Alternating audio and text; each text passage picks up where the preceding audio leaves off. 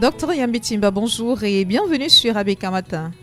Bonjour Madame Skag, bonjour à Monsieur Komo, que je n'ai pas vu ni entendu depuis très longtemps. Bonjour docteur. Et bonjour à tous vos collègues, ainsi qu'à ceux qui nous écoutent ce matin. L'hôtel de ville de la cité municipale de la commune de Botmakak a été inauguré et puis ce sont deux grandes réalisations qui ont été faites par le maire Jean-Pascal Keneb, évaluées à hauteur d'environ 800 millions de francs CFA, financées par le FECOM et le Crédit foncier du Cameroun. Cette actualité, docteur, nous suggère de parler des financements du FECOM et du développement de nos communes. Quelles sont les missions du FECOM dans notre pays? Le FECOM, c'est la banque des communes. Oui. C'est une banque qui est censée soutenir les projets des communes. Et à ce titre-là, ce sont essentiellement les projets d'équipement et facilités de caisse. Il y a des militaires comme tous les véhicules que vous voyez, les communes achetées, les camions, les tracteurs, tout cela. Il y a les facilités de caisse. Parfois, les communes ont des difficultés de trésorerie. Le FECOM leur vient en aide. Ces deux aspects représentent pratiquement 80%, 90% représentent un peu plus de 80% des missions du FECOM. Le reste, ça reste des projets d'infrastructures diverses, mais l'essentiel, c'est ça. Oui. Le souci que moi avec les financements du FECOM, c'est que les financements du FECOM, au fond, ne créent pas de développement. Alors que ces financements devaient être des financements qui soutiennent l'action de développement des collectivités territoriales décentralisées. Oui. Mais lorsque vous regardez ce que ces financements ont produit, vous demandez quel est leur impact sur le PIB du Cameroun, vous constatez que c'est négligeable, presque nul. L'impact de ces financements, oui. vous ne voyez vraiment pas ce que ça a apporté aux communes. Je vais illustrer par un somme d'exemples. Prenons la commune de Bafia. Ils viennent d'inaugurer un hôtel de ville, 942 millions de francs CFA. Oui. Mais comment vous pouvez être une commune semi-rurale? Parce qu'après, on va dire commune urbaine, mais Bafia, c'est rural. Faut pas y croire. Hein. La plupart de nos communes, la plupart des villes dans le Cameroun, de ces villes-là, des chefs de département, c'est des zones semi-rurales. Mais on se plaît à croire que c'est des villes, c'est semi-rural.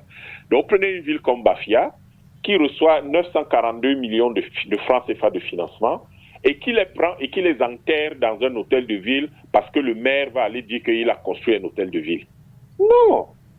Vous pouvez pas, si vous gérez l'argent comme ça, ça veut dire que vous ne savez pas ce que c'est que l'argent, sérieusement. Vous êtes dans une zone semi-rurale où on cultive énormément d'ignames, énormément de patates, énormément de pistaches, etc. Où les populations sont pauvres. L'alcool décime les jeunes. L'essentiel de l'activité, de l'emploi, ça n'est même pas de l'emploi, c'est que les jeunes, au lieu d'être producteurs, sont devenus des mototaximans. Oui.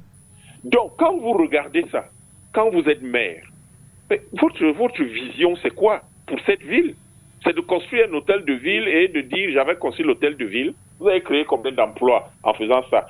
Vous avez produit quoi en faisant ça? Vous avez apporté quelle valeur ajoutée à la ville en faisant ça? Vous avez permis à la ville de gagner quoi exactement? Le lendemain matin de l'inauguration de votre affaire, il faut acheter le papier hygiénique, il faut payer l'eau, il faut payer l'électricité. Vous n'avez rien de tout ça. Il faut payer les produits d'entretien pour nettoyer le sol. C'est-à-dire qu'en réalité, vous avez créé quelque chose qui génère des charges, qui ne génère aucune recette. Oui. La nouvelle mairie, elle apporte quoi à la ville de Bafia? Elle génère quoi comme recette? Rien du tout. Or, avec ces 942 millions, le maire aurait pu créer entre 200 et 300 hectares d'igname. Il crée une société d'exploitation à côté, une société, une centrale d'achat, et l'exploitation agricole, c'est le navire amiral qui montre à toutes les populations comment on produit des ignames. Oui. C'est une zone extrêmement riche, très fertile, et donc avec 900 millions, 3 millions par hectare, le type crée 300 hectares d'igname. 1 hectare d'igname, c'est 30 tonnes minimum, si vous prenez les semences à l'IRAD. En prenant les semences à l'IRAD pour 300 hectares, le type permet à l'IRAD de gagner de l'argent et donc d'avoir des recettes. Et les 300 hectares, ça va faire 300 fois 30 hectares, ça fait 9000 tonnes. Fois 300 hectares fois 30 tonnes, ça fait 9000 tonnes. 9000 tonnes d'igname, ça fait 9 millions de kilos. Il multiplie, il vend 1 kilo d'igname à 500 francs. Ça fait 4 milliards et demi. 4 milliards et demi. Son hôtel de ville, là, va rapporter 4 milliards et demi après combien de siècles? Et avec 4 milliards et demi, le type construit son hôtel de ville en fonds propres. Mais je demande, les gens qui dirigent ce pays sortent d'où? Ils sortent d'où? Ils ne réfléchissent pas. Vous avez 900 millions, ça génère un chiffre d'affaires de 4 milliards et demi. Vous prenez donc vos 900 millions. Dans les 4 milliards que vous avez générés, puisque ça va représenter au minimum des bénéfices nets de l'ordre, prenons seulement sur 4 milliards et demi, prenons seulement 20%. Ça fait 900 millions. Vous avez de nouveau 900 millions avec lesquels vous pouvez construire votre hôtel. Sauf qu'avec 300 hectares, vous avez créé au moins 200 emplois. L'hôtel de ville a créé un emploi. Si vous faites donc les 300 hectares, vous suscitez autour de votre exploitation agricole les exploitations agricoles de vos propres concitoyens. Ça fait que au bout de, vous avez un programme peut-être sur 5 ou 10 ans, disons le programme du mandat. Sur 5 ans, vous allez dire qu'autour de votre exploitation modèle de 300 hectares, vous allez vous assurer que chaque année, il y ait suffisamment de cultivateurs qui fassent encore 300 hectares. Donc, pour vos concitoyens, les 900 millions que vous prenez au FECOM vont générer encore 4 milliards et demi de chiffre d'affaires. Ces gars-là sortent d'où? Comment ils font même pour être élus? Comment on fait pour avoir des gens comme ça à la tête de nos mairies? L'autre vient qu'il a créé un marché, il a créé une cité municipale. La cité municipale rapporte de l'argent à la mairie. Docteur Yambé Timba, est-ce que... Vous devez toujours... L'économie, attendez madame, l'économie, c'est deux choses. Vraiment, il faut que ces gens-là, il faut qu'on crée un cours d'économie pour les gestionnaires au Cameroun. L'économie, c'est la production et la distribution. Quand vous avez créé, vous avez construit la mairie, vous distribuez quoi? La mairie distribue quoi? La mairie produit quoi? On a l'impression que le pays est géré... Mais il y a quelqu'un qui dit souvent que la différence entre les hommes, les hommes d'aujourd'hui et les singes dans la brousse, c'est que les singes ne laissent pas les cons diriger la meute. On a l'impression que chez nous, les types qui dirigent nos affaires, c'est les types les plus bizarres de la planète.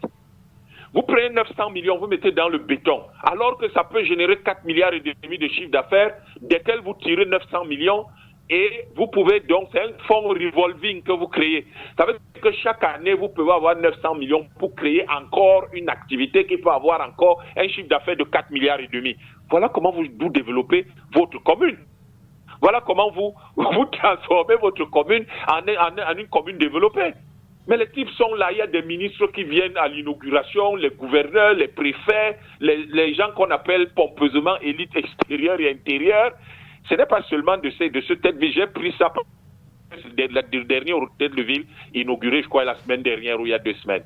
C'est pour ça que je prends comme illustration. Oui. Mais vous avez ces mairies dans toute la ville. Évidemment, le FECOM n'est pas là pour réfléchir à la place des maires. Hein.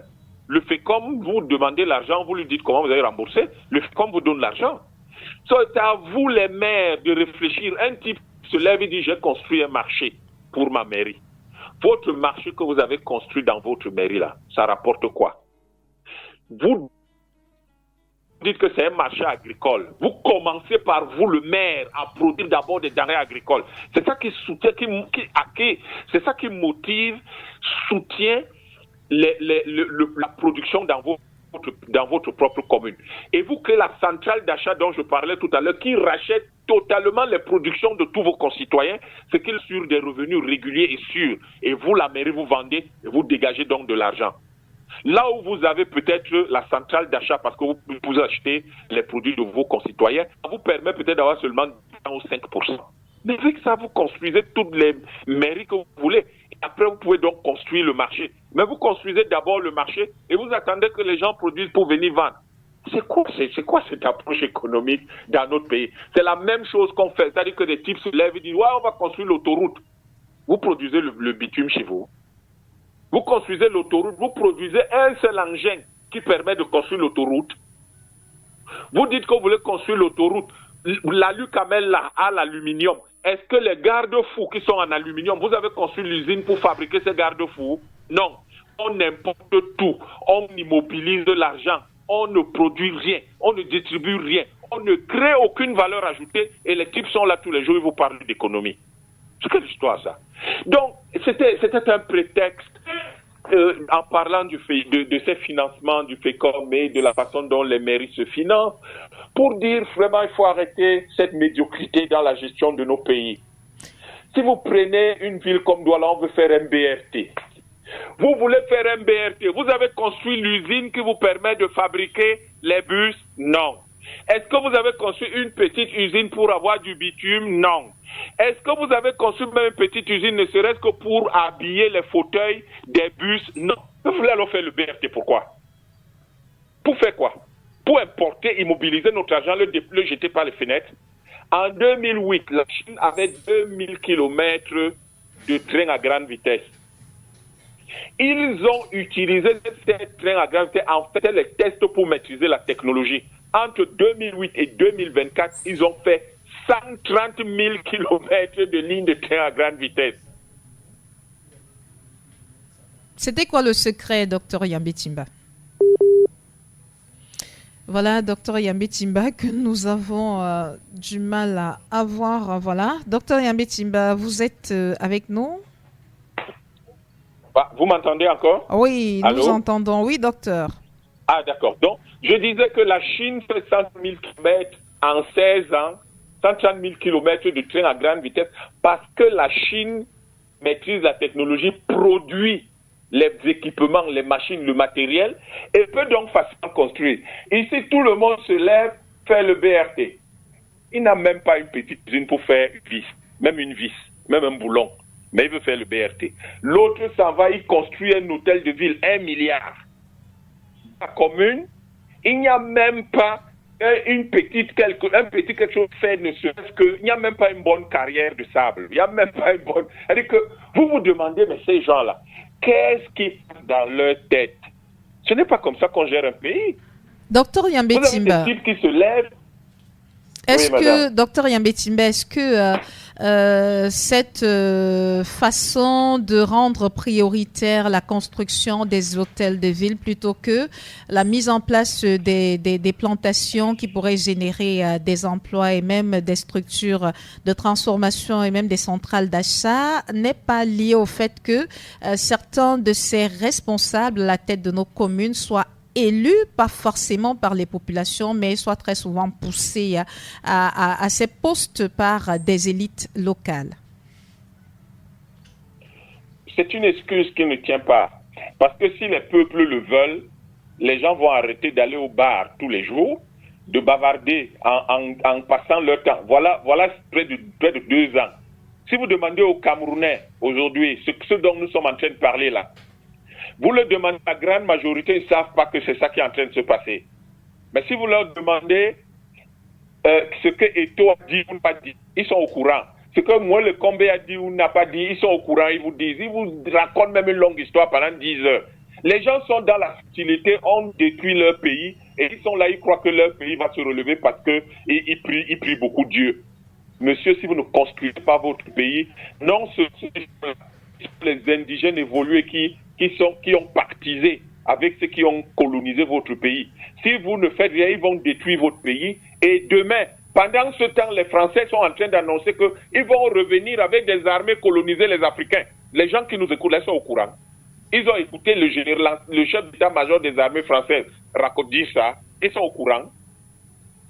Ils ne sont pas au courant, ils passent leur temps essayer de parler de choses qui n'ont aucun sens, qui sont périphériques par rapport à la vie nationale. Est-ce que c'est pas fait à dessein, docteur Yambé Timba? Attendez, ce n'est pas parce que les gens sont élus, les gens ne sont pas désignés par ceux qui se font appeler les élites, parce que c'est comme ça que ça devrait se faire. Mais c'est parce qu'ils ne voient aucune résistance du peuple. Le peuple ne leur oppose aucune résistance. Le peuple passe son temps à parler des entrecuisses, du football et de choses qui sont sans intérêt, c'est tout. C'est pour ça que ces gens se permettent de faire n'importe quoi. Il faut que le peuple se lève. Se lever, ça veut dire quoi? Les Camerounais ne le savent pas, mais la Constitution et la loi sur les collectivités territoriales décentralisées leur donnent le droit d'écrire au maire de leur ville, de lui demander des comptes, et il a l'obligation de répondre. Il a 30 jours pour répondre. S'il ne répond pas, on peut le poursuivre au tribunal administratif. Et il peut perdre son poste de maire s'il ne répond pas. La plupart des Camerounais ne le savent pas. Et pourtant, c'est ça qu'ils doivent savoir, pas les histoires de football. Docteur Yambé Timba, est-ce que c'est pas fait justement à dessein, éloigner le peuple des questions essentielles, le ramener dans des questions qui vont davantage participer à le distraire, question de continuer à perpétuer certaines pratiques? Mais absolument, ceux qui sont au pouvoir, mais ils ont intérêt à ce que les gens ne s'intéressent pas à ça. Ça leur plaît que les gens passent leur temps à boire, à raconter les histoires, à s'occuper des championnats européens. Et ça, ils sont contents, ils savent que ça veut dire que ce n'est pas aux choses essentielles. Mais il faut que le peuple sache. Voilà la rentrée scolaire aujourd'hui. Les gens qui sont au pouvoir ne se sont pas occupés de leurs enfants pour qu'ils les mettent à l'école. Hein. Et si les gens continuent à gaspiller notre argent comme ils le gaspillent là, les enfants de ceux qui sont là, ils passent le temps à s'intéresser au Manchester a fait que, Paris Saint-Germain a fait que, ils bagarrent même entre eux. C'est-à-dire que tel supporte telle équipe française, telle équipe anglaise, telle équipe allemande, ils font bagarre. Au lieu de prendre toute l'énergie qu'ils mettent dans ces histoires à construire leur pays, comme les Européens ont mis de l'énergie à construire leur pays qu'ils admirent aujourd'hui. Certes, ceux qui sont au pouvoir font ça, mais les gens qui sont dans notre pays sont là, ils font ça. Heureusement que les radios comme ABK Radio font le travail citoyen. Ils permettent que les gens comme nous prennent la parole pour essayer de réveiller le peuple, pour sensibiliser le peuple, pour dire au peuple, ne dormez plus. Vous êtes ici à Douala, le maire, vous avez le droit de lui écrire et de lui dire, monsieur, vous avez même fait quoi ce mois-ci? Vous avez fait quoi cette année? Non, on veut connaître. Oui. Il ne répond pas, vous pour le poursuivre au tribunal administratif. Parce que ce n'est pas, la mairie n'est pas sa maison. C'est un serviteur. Et un serviteur, et il rend compte au peuple. C'est le peuple qui est son employeur. Oui. Donc, vous, ABK Radio, je ne vous tire pas les pompes, ce n'est pas mon truc, mais là, vous venez de me donner le sentiment, effectivement, c'est important de vous féliciter, en vous disant, non, vous faites votre boulot. Et il faut donc que le boulot que vous êtes en train de faire, que le peuple et qu'il va se réveiller. Merci, docteur Yambé Timba. Le peuple est davantage interpellé sur ce qui est de sa responsabilité dans le cadre du changement qu'il appelle de tous ses voeux. Merci encore pour votre intervention ce lundi sur ABK Matin.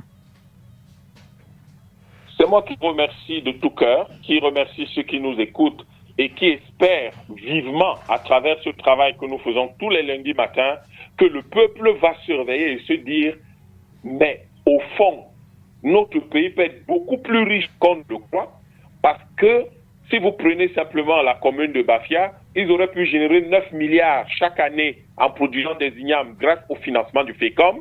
Et je crois que tout le département de Mbari, tous les départements, le département dont Bafia est le chef-lieu de département, ne génère pas 9 milliards. Et ça, c'est comme ça qu'un pays de la misère. Merci madame et bonne journée à vous. Merci, meilleur à vous, docteur.